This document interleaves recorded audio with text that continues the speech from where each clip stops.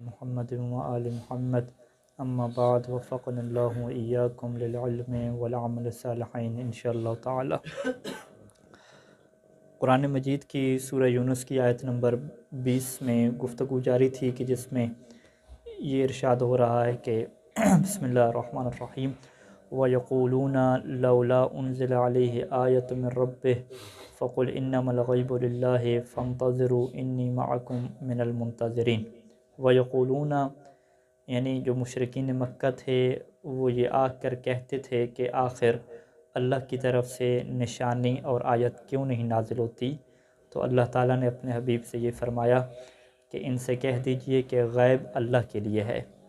فانتظروا تم بھی انتظار کرو اور میں بھی تمہارے ساتھ انتظار کرنے والوں میں سے ہوں۔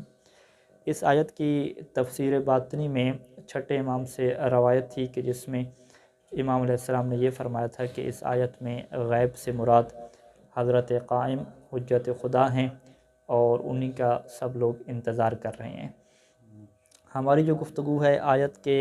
غیب والے حصے پہ مکمل ہو چکی کہ غیب سے کیا مراد ہے، امام کی غیبت سے کیا مراد ہے، اس کی اقسام کیا ہیں۔ اس کے بعد یہ جو آیت کا دوسرا حصہ ہے فانتظروا، اس میں گفتگو جاری تھی انتظار کے متعلق۔ تیسرا جو حصہ ہے منتظرین کی شرائط اور اس کی جو اوصاف ہیں وہ انشاءاللہ بعد میں گفتگو ہوگی۔ فانتظروا تم لوگ انتظار کرو۔ یہاں سے ہم نے یہ آپ کے سامنے پیش کیا کہ روایات اہل بیت علیہم السلام سے جو بات سامنے آتی ہے کہ انتظار انسان کا جو عمل ہے وہ اختیاری عمل ہے، اور انتظار جو ہے وہ عمل کو کہتے ہیں، یعنی انتظار کچھ کرنے کو کہتے ہیں، کچھ نہ کرنے کو جو ہے وہ انتظار نہیں کہتے۔ کچھ نہ کرنے کو انتظار کہنا اسے انتظار تعطیلی کہا جاتا ہے یا انتظار تعطلی کہا جاتا ہے، جبکہ جو اس کے مقابلے میں انتظار ہے کہ جس میں انسان کچھ کرتا ہے اسے عربی میں انتظار اعدادی کہتے ہیں۔ عرف سے، لغت سے اور روایات اہل بیت علیہ السلام سے شروع میں یہ دلائل قائم کیے کہ انتظار سے مراد یہاں پہ انتظار اعدادی ہے کہ جس میں انسان کچھ کرتا ہے۔ اس کے بعد پھر گفتگو ہوئی تھی کہ انتظار تعطیلی کے اوپر کیا ہمارے پاس کوئی روایات ہیں کہ جن سے ہم دلائل قائم کر سکیں، تو اس ضمن میں کیا ہے کچھ دلائل جو ان کے ہاں موجود ہیں اس کے اوپر گفتگو جاری تھی، اور آج انشاءاللہ جو ہے وہ انتظار تعطیلی کے رد کے اوپر آخری دلیل پیش کی جائے گی اور اس کا رد پیش کیا جائے گا۔ ہمارے پاس مشہور روایت ہے کہ جسے اہل سنت کے مصادر میں بھی اور شیعہ کے مصادر میں بھی ذکر کیا گیا ہے کہ جس کے اندر ایک لفظ استعمال ہوتا ہے کہ اللہ جو ہے وہ میری اطرت سے ایک ایسے رجل کو بھیجے گا کہ فَيَمْلَأُ بِهِ الْأَرْضَ قِسْطًا وَعَدْلًا كَمَا مُلِئَتْ ظُلْمًا وَجَوْرًا، کہ جو زمین کو یا اللہ اس کے ذریعے سے زمین کو عدل و انصاف سے ایسے بھر دے گا کہ جیسے وہ ظلم و جور سے بھر چکی ہوگی۔ اس روایت سے بعض اوقات ممکن ہے کہ یہ استدلال کیا جائے کہ انتظار سے مراد انتظار اعدادی نہیں ہے، بلکہ انتظار سے مراد انتظار تعطلی اور انتظار تعطیلی ہے کہ جس میں ہم نے کچھ اقدامات نہیں کرنے، برائی کے خلاف کچھ اقدامات ہم نے نہیں کرنے۔ اس کی یہ وجہ ہے کہ کیونکہ روایت میں یہ کہا گیا ہے کہ کما مولئت ظلما و جورا، کہ جس طریقے سے زمین ظلم اور جور سے بھر چکی ہوگی، تو یہاں سے وہ استدلال کرتے ہیں کہ اگر زمین ظلم اور جور سے بھر جائے گی تو پھر جو ہے وہ امام زمانہ عجل اللہ فرجہ شریف کا کیا ہے ظہور ہوگا، اور زمین کا ظلم اور جور سے بھر دینا اگر ہم خود ظلم کریں اور خود ہم کیا ہے کسی کے اوپر زیادتی کریں، گناہ کریں، تو یہ چیز تو شریعت میں ممنوع ہے، ظلم سے شریعت نے روکا ہے، لہٰذا ہم خود تو کیا ہے ظلم اور جور نہیں کریں گے، لیکن جو لوگ ظلم کر رہے ہیں، جو لوگ ناانصافی کر رہے ہیں، ہم انہیں نہیں روکیں گے، ہم ان کے خلاف کسی قسم کا کوئی قیام نہیں کریں گے۔ جو ظالم کے ہیں قوتیں ہیں، طاغوتی قوتیں ہیں، وہ اپنا ظلم پھیلاتی رہیں، ناانصافیاں کرتی رہیں، ہم نے ان کے خلاف قیام نہیں کرنا۔ کیوں نہیں قیام کرنا؟ کیونکہ اگر ہم قیام کریں گے تو گویا کہ ہم ظلم کو روک رہے ہیں، جب ہم ظلم کو روک رہے ہیں تو پھر زمین ظلم سے نہیں بھرے گی، جب زمین ظلم سے نہیں بھرے گی تو پھر امام کا ظہور ہی نہیں ہوگا۔ لہٰذا اگر آپ چاہتے ہیں کہ امام کا ظہور ہو تو اس کا بہترین طریقہ کیا ہے کہ کسی کو ظلم سے نہ روکا جائے، قیام نہ کیا جائے، بس چپ کر کے کیا ہے انتظار کیا جائے۔ یہ جو چپ کر کے انتظار کرنا ہے یعنی انتظار تعطیلی، تو لہٰذا یہ بہترین دلیل ہے ان کے ہاں کہ انتظار سے مراد کیا ہے، انتظار تعطلی ہے، انتظار تعطیلی ہے کہ جس میں کسی قسم کا کوئی قیام نہیں، جس میں کسی قسم کا برائی کے خلاف کوئی ایکشن نہیں کیں اور خاموش رہنا ہے۔ یہاں پہ گفتگو کے جو ہے وہ جواب میں 2 مرحلے ہوں گے۔ سب سے پہلے جو گفتگو ہے کہ وہ ہمارے نزدیک واضح ہے کہ کسی بھی روایت کا جو بھی معنی ہم بیان کرتے ہیں اس کو سب سے پہلے ہم قرآن مجید کے مطابق دیکھتے ہیں، پھر دیگر روایات کے مطابق دیکھتے ہیں، اور عام و خاص اور ناسخ و منسوخ، محکم متشابہ کو الگ کرتے ہیں، تو تب جا کے ہمارے نزدیک یہ بات واضح ہوتی ہے۔ چونکہ یہ بات واضح ہے کہ جس طرح سے قرآن مجید میں جو ہیں وہ عام اور خاص ہیں، اسی طریقے سے روایات اہل بیت علیہ السلام میں بھی عام خاص موجود ہیں، تو ہم ایک روایت کو لے کر کے نتیجہ نہیں لے سکتے۔ سب سے پہلے آپ اسی نظریے کے اوپر آ جائیں کہ کیا برائی اور ظلم کے خلاف خاموش ہو جانا اور یہ کہنا کہ بس ظالم لوگ اچھا ہے کہ ظلم کرتے رہیں، کیا اس چیز کو قرآن مجید نے پسند کیا یا قرآن مجید نے پسند نہیں کیا؟ قرآن مجید میں سورہ ہود کی آیت ہے کہ وَلَا تَرْكَنُوا إِلَى الَّذِينَ ظَلَمُوا، وَلَا تَرْكَنُوا یعنی تم لوگ مائل نہ ہو جاؤ، تم لوگ ان لوگوں کی طرف مائل نہ ہو جاؤ کہ جو لوگ ظلم کر رہے ہیں۔ اگر تمہارے دل ان کی طرف مائل ہو گئے تو فَتَمَسَّكُمُ النَّارُ، تو تمہیں بھی جہنم کی آگ پکڑ لے گی، وَمَا لَكُم مِّن دُونِ اللَّهِ مِنْ أَوْلِيَاءَ، اور اللہ کے علاوہ تمہیں کوئی بچانے والا بھی نہیں ہوگا، اور ثُمَّ لَا تُنصَرُونَ، تمہاری کوئی مدد بھی نہیں کی جائے گی۔ یعنی فقط اس بیس پہ کہ انسان مائل ہو جائے ظالموں کی طرف، اس بیس پہ بھی قرآن مجید نے جو ہے وہ عذاب کا اور جہنم کی آگ کا کیا ہے ان کو وعدہ کیا ہے۔ تو لہٰذا قرآن مجید کی نگاہ میں تو ظالموں کی طرف مائل ہونا یہ درست نہیں ہے، اور انتظار تعطیلی والے کیا کہہ رہے ہیں کہ آپ ظالموں کو ظلم کرتے رہیں، وہ ظلم کرتے رہیں اور آپ کہیں کہ ٹھیک ہے اچھا ہے کرتے رہیں، تو یہ قرآن مجید کی آیت کے واضح خلاف ہے۔ اسی طریقے سے قرآن مجید کی آیت ہے کہ وَأَعِدُّوا لَهُم مَّا اسْتَطَعْتُم مِّن قُوَّةٍ، کہ تم ان جو ظالم لوگ ہیں اور جو دشمن لوگ ہیں ان کے مقابلے میں جتنی قوت ہو سکے اس کو کیا تیار کر لو۔ تو قوت اور طاقت کو تیار کرنے کا مطلب یہ ہے کہ آپ نے کچھ کرنا ہے، اگر آپ کچھ کریں گی نہیں تو ان کے مقابلے میں قوت اور طاقت کیسے تیار ہوگی؟ یعنی قرآن کہہ رہا ہے کہ ظالموں کے مقابلے میں آپ نے تیاری کرنی ہے، قوت اور طاقت کو حاصل کرنا ہے، اور انتظار تعطیلی والے کیا کہہ رہے ہیں کہ ہمیں کوئی قوت اور طاقت کو حاصل نہیں کرنا، کیونکہ ہمیں انتظار کرنا ہے کہ زمین کیا ظلم اور جور سے بھر جائے۔ لہٰذا یہ 2 آیات ہو گئیں، اس کے علاوہ اور کیا بہت ساری آیات ہیں، اور اس کے علاوہ امر بالمعروف اور نہی عن المنکر کی بہت ساری آیات آپ نکال لیں کہ تمہیں کیا ہو گیا ہے کہ تم برائی سے نہیں روکتے، تمہیں کیا ہو گیا ہے کہ تم نیکی کے حکم نہیں دیکھتے، اور تم میں سے ایک ایسی امت ہونی چاہیے کہ جو کیا ہے امر بالمعروف اور نہی عن المنکر کرے، اور قوا انفسکم واہلیکم، اپنے آپ کو بھی بچاؤ اپنے گھر والوں کو بھی بچاؤ جہنم کی آگ سے۔ تو یہ چیز واضح ہے کہ برائی سے روکنا ہے، اور اس کے شریعت میں کیا حکم ہے، قرآن کی واضح آیات کیا ہیں اس کے اوپر موجود ہیں۔ آیات سے ہٹ کے اگر آپ روایات کی طرف بھی ہیں تو وہاں پر بھی انتظار کے ساتھ ساتھ عمل کو بیان کیا گیا ہے، جیسا کہ کچھ روایات شروع میں ذکر کی تھیں، جس میں سے ایک روایت یہ تھی کہ من سرہ ان یکون من اصحاب القائم فلینتظر ولیعمل بالورع، کہ جو یہ چاہتا ہے کہ وہ اصحاب قائم میں سے شمار ہو جائے تو اسے انتظار کرنا ہے اور نیک عمل کرنا ہے، وہ محاسن الاخلاق، اور اچھے اخلاق کو اپنانا ہے۔ تو جو نیک عمل کرنا ہے تو نیک عمل کا بہت بڑا فقہ میں حصہ کیا ہے، برائی سے روکنا ہے اور اچھائی کا کیا ہے، حکم دینا ہے۔ تو لہٰذا یہ جو اس روایت سے مفہوم لیا گیا کہ آپ نے ظلم اور جور سے روکنا نہیں ہے تاکہ زمین ظلم اور جور سے بھر جائے، یہ مفہوم آیات قرآنی کی بھی خلاف ہے اور دیگر بہت ساری روایات کی بھی کیا ہے، خلاف ہے۔ یہ پہلا حصہ ہے۔ دوسرا یہ کہ خود جو روایت ہے زمین کا ظلم اور جور سے بھر جانا، اس کا کیا مطلب ہے، اس کی کیا شرح ہے، یہ ہمارے سامنے کیا واضح نہیں کی جاتی۔ سب سے پہلے ہم روایت کے متن میں آ جائیں تو اس میں لفظ ہے کہ زمین بھر جائے گی، امتلاء الارض من الظلم والجور، زمین کا بھر جانا۔ اب زمین کیسے بھرے گی، امتلاء زمین کا بھر جانا، یہاں پہ علماء کے درمیان کیا بحث ہے کہ آیا یہ جو تعبیر ہے رسول خدا صلی اللہ علیہ وآلہ وسلم کی، یہ ایک مجازی تعبیر ہے یا حقیقی تعبیر ہے؟ کیونکہ کہتے ہیں کہ جو پوری دنیا ہے اس کے جو ہے وہ 4 حصے آپ بنا لیں تو ایک حصے پہ کیا ہے، خشکی ہے، 3 حصے کیا ہیں، اس کے اوپر پانی ہے، اور جس ایک حصے پہ خشکی ہے اس میں بھی ہر جگہ پہ آبادی نہیں ہے، اس میں بھی کیا ہے آدھے یا آدھے سے کم حصے پہ کیا ہے، آبادی ہے۔ تو مطلب کہ زمین کا جو 3 حصے ہیں اس کے اوپر تو کچھ آبادی ہے ہی نہیں انسانوں کی، تو جب اس کے اوپر آبادی ہے نہیں، پھر کوئی کہے کہ زمین بھر جائے ظلم اور جور سے اور اس کے اوپر بھی کیا ہو، الف لام ہو کہ پوری کی پوری زمین کیا بھر جائے، تو پھر یہ تو مجازن ہو جائے گا،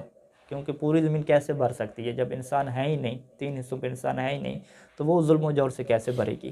تو لہٰذا یہاں پہ جو رسول خدا کی یہ تعبیر ہے یہ بطور مجاز کے استعمال ہوئی ہے۔ جیسے فرض کریں کہ کچن میں جائیں تو 2-3 پلیٹیں اور بیسن خراب پڑا ہو تو باورچی کہہ دے کہ پورا کچن جو ہے وہ گند سے بھر دیا ہے، یا کمرہ کیا ہے ایک بستر خراب پڑا ہو تو مجازاً کہہ دیں کہ پورا کمرہ کیا ہے گند سے بھر دیا ہے، حالانکہ پورا کمرہ کیا ہے گند سے نہیں بھرا ہوا۔ تو یہ کیا ہے مجازی تعبیرات استعمال ہوتی ہیں کہ گھر میں کیا ہے کچھ حصہ گندہ ہے، 1/3 حصہ گندہ ہے، تو یہ کہہ دیا جاتا ہے کہ پورا گھر کیا ہے گندہ ہو گیا ہے۔ تو یہ کیا ہے کچھ لوگ کہتے ہیں کہ مجازی تعبیر ہے، اور کچھ لوگ کہتے ہیں کہ نہیں یہ مجازی تعبیر نہیں ہے، یہ حقیقی تعبیر ہے، اور جب تک آپ کے لیے حقیقی معنی کو لینا ممکن ہو آپ مجاز کی طرف نہیں جاتے۔ مجاز کی طرف انسان تب جاتا ہے کہ جب حقیقی معنی میں مشکل پیدا ہو رہی ہو، اور یہ جو آپ نے مشکل بنائی ہے کہ 3 حصے جو ہے وہ زمین کے اوپر آبادی نہیں ہے، تو یہ ظلم و جور سے کیسے بھرے گی؟ یہ مشکل کیا ہے حل ہو جائے گی اگر آپ کیا ہے حدیث کو مکمل طور پہ پڑھیں۔ سب سے پہلے جو ہے حدیث میں کچھ مفردات ہیں جن کی شرح جو ہے وہ ضروری ہے کہ ایک مرتبہ صلوات پڑھ لیں سارے مل کے۔ اللہم صلی علی محمد و آل محمد۔ فَيَمْلَأُ بِهِ الْأَرْضَ قِسْطًا وَعَدْلًا، پہلا حصہ یہ ہے کہ قسط اور عدل سے زمین کو بھر دے گا جیسا کہ ظلم اور جور سے بھر چکی ہوگی۔ قسط کے مقابلے میں ظلم رکھا اور عدل کے مقابلے میں جور رکھا۔ تو یہاں پہ سب سے پہلے یہ بحث کی جاتی ہے کہ قسط اور عدل میں کیا فرق ہے۔ قسط کا جو معنی ہوگا اس کے مقابلے میں ظلم آئے گا، اور عدل کا جو معنی ہوگا اس کے مقابلے میں جور آئے گا۔ اس کو اگر میں بالکل آسان الفاظ میں اور مختصر یہ بیان کروں کہ جو نظری پہلو ہے اور جو تھیوری پہلو ہے،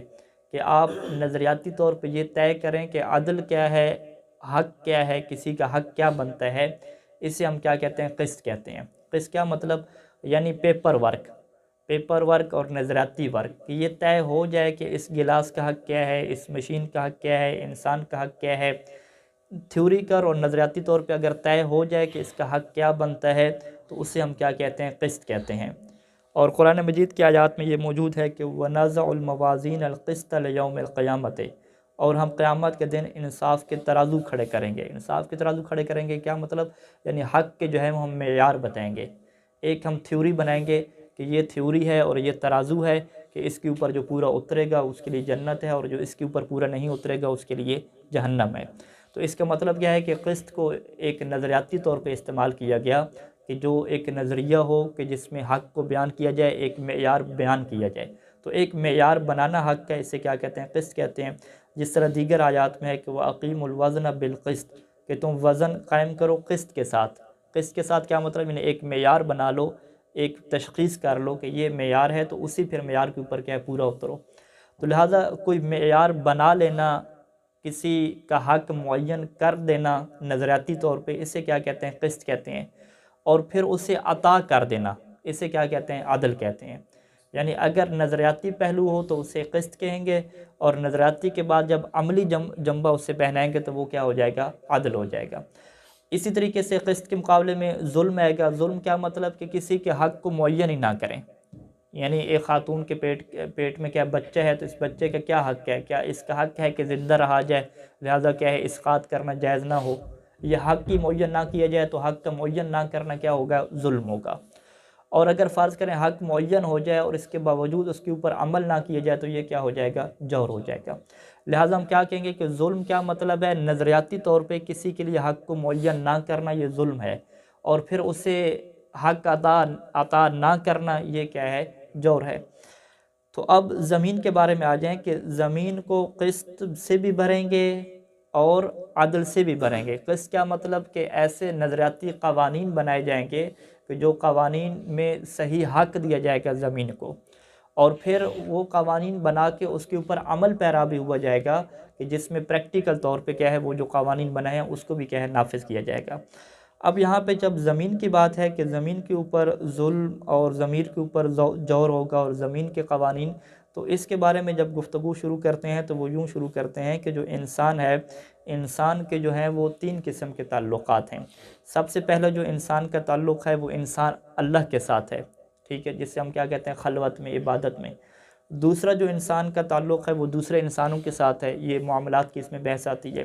اور جو تیسرا تعلق انسان کا ہے وہ زمین کے ساتھ ہے، نیچر کے ساتھ ہے، طبیعت کے ساتھ ہے، کہ زمین کے ساتھ جو زمین ہے خود، جو پہاڑ ہیں، آسمان ہے، اور زمین کے اوپر جو درخت اگ رہے ہیں، زمین کے اوپر جو جانور ہیں، ان کے بھی کیا ہے شریعت نے بہت زیادہ حقوق کیا ہیں معین کیے ہیں۔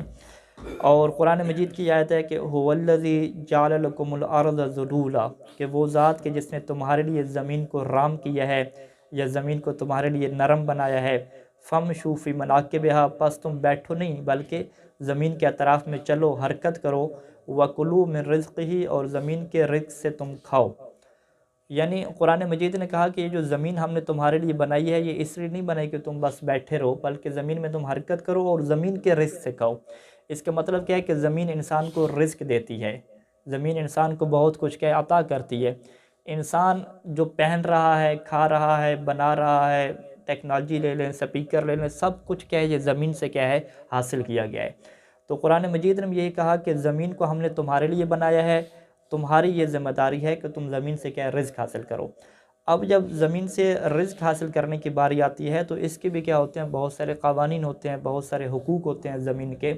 اگر ایک بندہ فیکٹریاں لگاتا ہے اور فیکٹری لگانے کا مقصد کیا ہے کہ بہت سارے کپڑے بنانا یا بہت سارے سیمنٹ بنانا، تو اس فیکٹری کی وجہ سے جو زہریلا دھواں پیدا ہوتا ہے،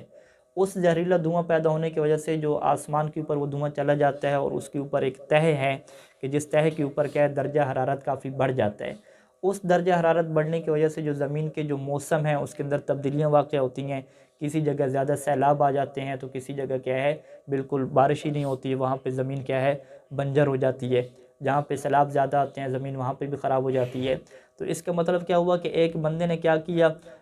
ایک فیکٹری لگائی اور اس فیکٹری کو کیا ہے اتنا زیادہ استعمال کیا کہ اس کا دھواں کیا ہے بہت زیادہ پھیل گیا۔ ابھی کرونا وائرس کی وجہ سے جب بہت زیادہ فیکٹریاں وغیرہ بند ہوئی تو بہت ساری تحقیقیں سامنے آ گئی ہیں کہ دنیا کا جو ماحول ہے، ماحولیاتی جو آلودگی جسے ہم کہتے ہیں وہ کم ہوئی ہے، جس کے کم ہونے کی وجہ سے زمین کیا بہت زیادہ زرخیز ہوئی ہے اور موسم کی تبدیلیاں بھی ایک اچھی طرف جا رہی ہیں۔ تو اس کا مطلب کیا ہے کہ اگر ایک انسان متوازن طریقے سے نہ رہے اور جو زمین کے حقوق ہیں وہ زمین کو اس کا حق ادا نہ کرے تو اس کے اندر مشکلات پیدا ہوتی ہیں۔ اس مشکلات پیدا ہونے کی وجہ سے جو زمین ہے کچھ بنجر ہو جاتی ہے، کچھ زمین کیا صحیح نہیں رہتی، تو ہر ایک کو کیا ہے اس سے رزق حاصل نہیں ہو پاتا۔ پھر جو زمین سے اناج اگتا ہے، جو فصل اگتی ہے، اس کے اوپر بھی کیا اس کا اثر پڑتا ہے۔ اگر بہت زیادہ بارشیں ہوں تو اس کی جو کوالٹی ہے، اس کی جو مقدار ہے اس کے اندر فرق پڑتا ہے۔ اور پھر اس کے علاوہ جو کھاد کا سسٹم ہے اور دیگر سسٹم ہے، اس وجہ سے جو اصل زمین کی کوالٹی ہے وہ بھی خراب کر دی گئی ہے، اور جو پھل وغیرہ ہیں اس کے اندر بھی کیا ہے وہ نیچر نہیں رہا۔ یعنی اگر ایک انسان بیمار ہے اور اس سے ایک سیب فرض کریں چاہیے کہ جس سیب سے کیا اسے صحت ملے گی، تو اسے مارکیٹ میں سیب بھی ایسا مل رہا ہے کہ جسے خود ٹیکے لگے ہوئے ہیں، تو جس سیب کو خود ٹیکے لگے ہوئے ہیں اس نے اگلے کو کیا صحت دینی ہے۔ یعنی اسی وجہ سے بزرگان کہتے ہیں کہ آج کل کی جو خوراکیں ہیں وہ بھی کیا ہے اصل خوراکیں نہیں رہی، چاہے وہ گوشت ہو، چاہے وہ دودھ ہو، ہر جگہ پہ کیا ہے اس طریقے سے ظلم اور زیادتی ہوئی ہے کہ اب انسان کے پاس کوئی چیز نیچر کیا نہیں پہنچ رہی۔ اسی وجہ سے ایک نوجوان 30-35 سال 40 سال کی عمر میں پہنچ رہا ہے تو بالکل وہ بوڑھوں کی طرح بن گیا ہے کہ جو اس زمانے میں 70 سال کا بوڑھا ہوتا تھا، آج کل وہ 35-40 سال کا کیا بوڑھا ہے، اس سے بھی شوگر ہو چکی ہے، اس سے بھی کیا ہے بلڈ پریشر کے مسائل بن چکے ہیں۔ اس سے ہم کیا کہتے ہیں کہ پوری زمین کیا ہے ظلم سے بھر چکی ہے، کہ کسی جگہ پہ آپ کو خالص دودھ نہیں ملتا، کوئی پھل نہیں ملتا کہ جو کھاد سے بالکل پاک ہو، نیچر چیزیں کیا ہیں آپ کو نہیں ملتی۔ یعنی جتنی بھی چیزیں آپ کو مل رہی ہیں اس کے اندر آرٹیفیشل سسٹم آ گیا ہے۔ اس کے علاوہ جو ہم کہتے ہیں کہ کھلی فضا میں سانس لینا، باہر انسان نکلے، وہ جو فضا ہے وہ فضا خود کیا ہے آلود ہو چکی ہے، جس میں گاڑیوں کا دھواں، کارخانے اور فیکٹریوں کا دھواں، باقی ساری چیزیں۔ یہ کیوں ہوا ہے؟ یہ اس وجہ سے ہوا ہے کہ قسط نہیں ہے۔ قسط نہیں ہے یعنی سب سے پہلے انسان اس بات کو معین نہیں کر پا رہا کہ اس نیچر اور طبیعت کے کیا حقوق ہیں، مجھے اس سے کتنا استفادہ کرنا ہے اور کتنا استفادہ نہیں کرنا۔ اگر میرے گھر بار کا خرچہ صحیح طریقے سے چل رہا ہے تو مجھے مزید فیکٹری سے دھواں نہیں بنانا، مجھے مزید کیا گاڑی نہیں چلانی، تاکہ اس سے کیا ہے ماحول خراب نہ ہو، دیگر لوگوں کے حقوق ختم نہ ہو جائیں۔ تو یہ جب امام زمانہ تشریف لیں گے تو وہ زمین کے اوپر قسط کو قائم کریں گے۔ قسط کیا مطلب؟ قوانین قائم کریں گے کہ بھئی آپ لوگ اتنا استفادہ کر سکتے ہیں، زمین میں اتنی کھاد ڈالنی ہے، اتنی نہیں ڈالنی، جس سے چیزیں کیا ہیں دوبارہ نیچر کی طرف پلٹیں اور انسان کے حافظے دوبارہ ٹھیک ہوں، جسم کیا ہے ٹھیک ہوں، اور اس سے جو دیگر روایات ہیں اس سے کیا ہمیں مدد ملتی ہے۔ تو بس زمین کا ظلم اور جور سے بھر جانا کیا مطلب؟ کہ ایک تو زمین کے لیے حقوق معین نہ ہوں کہ کون کیا کر رہا ہے، کون کیا نہیں کر رہا، پھر حقوق بھی معین نہیں ہے، اس کے اوپر عمل بھی نہیں ہو رہا۔ اور جب امام زمانہ تشریف لیں گے تو وہ ان کے لیے حقوق معین کریں گے، قوانین معین کریں گے۔ اب قوانین معین کرنے کے بعد زمین کیا ہے عدل و انصاف سے بھر جائے گی۔ تو یہ جو تشریح ہے، اس تشریح کے مطابق اب یہ ضروری نہیں ہے کہ ہر انسان کیا کرے، گناہ کرے اور ظلم سے نہ روکے۔ انسان ظلم سے روکے یہ اچھی چیز ہے، ظلم سے روکنا کیا ہے واجب ہے، کہ کسی کو مارنے نہ دیا جائے، کسی کے پیسے کو غصب نہ کرنے دیا جائے، گناہوں سے کیا لوگوں کو روکا جائے، لوگوں کو تیار کیا جائے، یہ چیز ضروری ہے، کیونکہ روایات میں یہ بات موجود ہے کہ امام زمانہ اس وقت تک تشریف نہیں لیں گے جب تک ان کے انصار اور جو افراد ہیں وہ تیار نہ ہو جائیں، کیونکہ معجزہ سے اس زمین کو کیا نہیں چلانا۔ تو اسی روایت کے اندر بہت سارے الفاظ ایسے مل جاتے ہیں دیگر مصادر میں کہ جس سے اسی مطلب کی کیا ہے وضاحت ہوتی ہے، جیسا کہ میں اس روایت کو پورا متن کے طور پہ پڑھوں کہ یصیب ھذ الامۃ عن رسول اللہ صلی اللہ علیہ وآلہ وسلم یصیب ھذ الامۃ بلاء، اس امت کے اوپر ایک ایسی آزمائش آئے گی، ایک ایسی مصیبت آئے گی، حتی لا یجد الرجل ملجأ من الظلم، کہ کوئی بھی بندہ کیا ہے ظلم سے فرار کا راستہ نہیں پائے گا، کوئی بھی بندہ۔ اب ہم لے لیں تو ہمارے اوپر بھی کیا ہے ظلم ہو رہا ہے، ہم کہیں گے بھی کیا ظلم ہو رہا ہے، کیا کوئی مار رہا ہے آپ کو؟ ہم کہیں گے نہیں، ہمیں اچھی خوراک چاہیے، وہ اچھی خوراک نہیں مل رہی، جو پھل مل رہے ہیں وہ پھل بھی کیا ہیں اس کے اندر بھی ایسے سسٹم نکلے ہوئے ہیں کہ اس کی وہ اصل جو کیا کہتے ہیں اس کی خوراک کی افادیت وہ مکمل نہیں ہے، جو اصل گندم ہے وہ ہمارے پاس موجود نہیں ہے، اصل دودھ کیا ہمارے پاس موجود نہیں ہے، حتیٰ کہ جو فضا ہے ہمارے پاس، جو ہوا ہے، یہ بھی کیا صحیح طریقے سے ہمیں نہیں مل پا رہی۔ تو جب سارا ماحول خراب ہو چکا ہے تو اس کا مطلب کیا ہے کہ کسی کے پاس بھی راہ فرار نہیں ہے کہ وہ ظلم سے کیا بچ سکے۔ یہ کیا ہے اس روایت کے پہلا حصہ ہے۔ پھر دوسرا حصہ کیا ہے کہ فَيَبْعَثَ اللَّهُ رَجُلًا مِنْ عِتْرَتِهِ فَيَمْلَأُ بِالْأَرْضَ قِسْطًا وَعَدْلًا، پھر اللہ کیا کرے گا کہ جب کوئی بھی ظلم سے نہیں بچ سکتا، ہر کسی کے ساتھ کیا ہے کوئی نہ کوئی ظلم ہو رہا ہے، ہر کسی کی صحت خراب ہو رہی ہے، تو اللہ پھر ایک ایسے بندے کو کیا ہے بھیجے گا کہ جو زمین کو قسط اور عدل سے بھرے گی، یعنی وہ قانون بھی بتائے گی، پھر قانون کے اوپر کیا ہے عمل بھی بتائے گی، پھر اس طریقے سے ظلم کو کیا ہے زمین کو عدل و انصاف سے بھر دے گی کہ جیسا کہ وہ ظلم اور جور سے بھر چکی تھی۔ یعنی پہلے کسی جگہ پہ بھی کوئی خالص چیز نہیں ملتی تھی، نہ خالص ہوا ملتی تھی، نہ خالص جانور کا گوشت ملتا تھا، طبیعت اور نیچر میں تبدیلی آ چکی تھی۔ تو جب یہ قوانین بنیں گے، عمل ہوگا، تو اب ہر چیز کیا صحیح ملے گی۔ اب جب ہر چیز صحیح ملے گی تو فوراً اگلا جملہ روایت کا کیا ہے کہ یرض عنہ ملائکۃ السماء والارض، اب زمین اور آسمان کے جو ملائکہ ہیں جن کی ڈیوٹیاں لگی ہوئی ہیں بارش برسانے کے، یہ لوگ اب وہ لوگ راضی ہو جائیں گے۔ راضی کیا مطلب؟ کیونکہ یہ زمین اسباب کے تحت چلتی ہے۔ اب ہوگا کیا کہ لا تدع السماء من قطرها شيئا الا اخرجته، کہ زمین اپنی بارش کا کوئی حصہ روک کے نہیں رکھے گی مگر یہ کچھ سے برسائے گی۔ یعنی یہ جو خرابی پیدا ہو رہی ہے، ماحول کی حرارت بڑھ رہی ہے، تو بارشیں رک رہی ہیں یا زیادہ ہو رہی ہیں، تو اب یہ کیا ہے آسمان روک رہا ہے زمین کے قطروں کو، بارش کے قطروں کو روک رہا ہے۔ تو اب جب یہ حالات بنیں گے تو زمین کیا کوئی چیز نہیں روکے گی، اور زمین جو پانی ہے، زمین اپنا پانی کو نہیں روکے گی، پانی بھی کیا باہر آ جائیں گے۔ اسی طریقے جو زمین کے خزانے ہیں وہ بھی کیا باہر آ جائیں گے۔ زمین خزانے کیا مطلب؟ اچھے طریقے سے فصل ہوگی، اچھے طریقے سے پھل ہوں گے، لوگ کیا صحیح طریقے سے کیا کریں گے استفادہ کریں گے۔ حتیٰ کہ جو زندہ لوگ ہوں گے وہ یہ خواہش کریں گے کہ کاش جو لوگ مر چکے ہیں وہ زندہ ہوتے، تو آج کل دیکھتے کہ کس طریقے سے ہمیں ہر چیز کیا ہے سیٹ مل رہی ہے، خالص مل رہی ہے، اور ہر طرف کیا ہے ہمیں انصاف کیا مل رہا ہے۔ تو روایت کے اس جملے کو دیکھیں کہ زمین ظلم اور جور سے بھر چکی ہوگی اور عدل و انصاف سے بھریں گے، کہ جس کے نتیجے میں زمین اپنے خزانے نکال دے گی، آسمان کیا کوئی قطرہ نہیں روکے گا، اور ہر کسی کو حق ملے گا، زندہ لوگ خواہش کریں گے کہ مرے ہوئے کاش آتے اور یہاں پہ جیتے۔ تو ان ساری چیزوں سے یہ لگتا ہے کہ جو زمین کے اور نیچر کے اور طبیعت کے حقوق ہیں وہ پامال کر دیے جائیں گے، وہ اس حد تک پامال کر دیے جائیں گے کہ اب کسی کو کوئی سمجھ ہی نہیں آئے گا کہ کیسے قانون بنانا ہے اور کیسے اس کو نافذ کرنا ہے، تو پھر اس وقت کیا ہے ہر بندہ سوچنے لگ جائے کہ کاش کوئی ہم ایسا قانون بنائیں، کاش کوئی ایسا رحمانی کیا ہے خلیفہ ہے کہ جو ہمیں ایسا قانون بنا کے دے کہ جس سے ہم زمین کو کیا ہے دوبارہ اپنی نیچر اور فطری حالت پہ لے جائیں،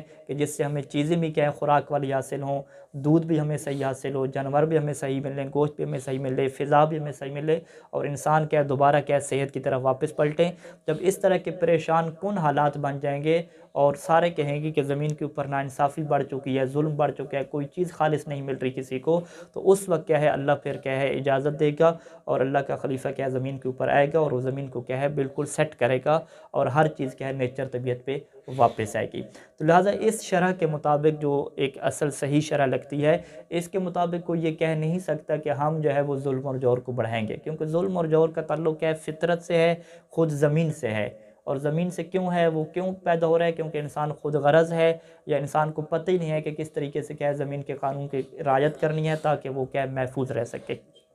تو لہٰذا اس روایت کا کوئی تعلق نہیں بنتا کہ اس سے یہ ثابت کیا جائے کہ زمین کے اوپر ظلم اور جور بڑھا دیا جائے، یا یہ ہے کہ ظلم اور جور سے نہ روکا جائے۔ وہ صلی اللہ علی محمد و آلہ اجمعین۔ خداوند کریم سے دعا ہے کہ خدا ہمیں جو ہے وہ صحیح طریقے سے معارف اہل بیت کو سمجھنے کی اور اس کے اوپر عمل کرنے کی توفیق نصیب فرمائے۔ تمام مرحومین کے لیے ایک مرتبہ سورہ الحمد اور 3 مرتبہ توحید کی تلاوت فرما دیں۔ اعوذ باللہ من الشیطان الرجیم۔